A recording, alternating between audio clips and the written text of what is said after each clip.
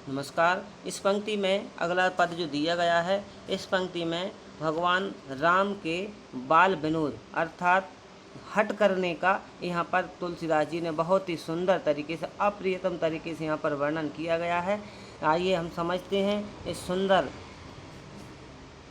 चंद्रकला सवैया, जिसको यहाँ पर तुलसीदास जी ने बहुत ही मनोहारी ढंग से प्रस्तुत किया है।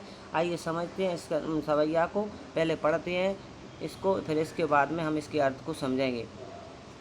तो लिखा है, कबहू शशि मांगत आर करे, कबहू प्रतिबिंब निहारे डरे, कबहू कर ताल बजाई के नाचत मातु सबे मद मन मोद भरे, कबहू ऋषि आई कहें हटके पुनि लेत सोई जेहि लागी अरे, अब देश के बालक चार सदा तुलसी मन मंदिर में विहरें।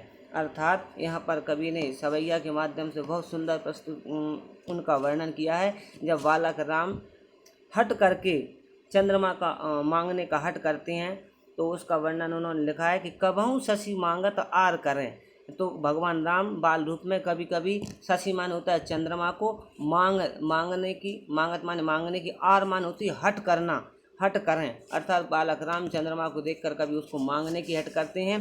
कबहू प्रतिबिंब निहार डरें, प्रतिबिंब का मतलब होता है परछाई, और कभी कभी जब वो आंगन में खेलते हैं तो चंद्रमा की रोशनी में उन्हें खुद की परछाई दिखती है और वो खुद की परछाई को देखकर डर कर भागने लगते हैं। तो कहने का मतलब तुलसीदास जी ने लिखा है कि भगवान राम, बालक राम कभी तो चंद्रमा मांगने की हट करते हैं और कभी अपना खुद का प्रतिबिंब अर्थात खुद की परछाई को देखकर डरने लगते हैं। कबहू करताल बजाई के नाचत, करताल का मतलब होता है तालियां, तो कभी राम अपनी तालियों को बजा बजा कर नाचने लगते हैं। मातु सबे मन मोद भरें, इस बाल क्रीड़ा को देखकर, बाल करलब को देखकर सारी माताएं उनकी इस बाल करलब को चेष्टाओं को देखकर मन में बहुत ही आनंद भरती हैं, बहुत ही प्रसन्न होती हैं, मन में बहुत खुशी होती हैं।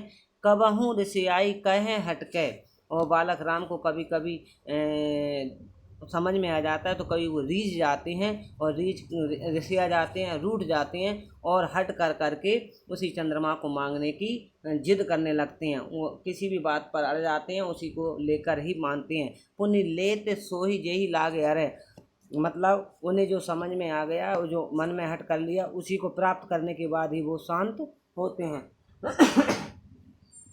पुण्य लेत सोई जेई लागे अर्थ का पुनः जब तक उनको प्राप्त नहीं कर लेते तब तक वो शांत नहीं होते हैं। अब विदेश के बालक चार सदा तुलसी मन मंदिर में बहरें, अर्थात तुलसीदास जी कहते हैं कि अवध के राजा के चारों पुत्र सदा मेरे मन मंदिर में विहार करते रहें, यही मेरी कामना है।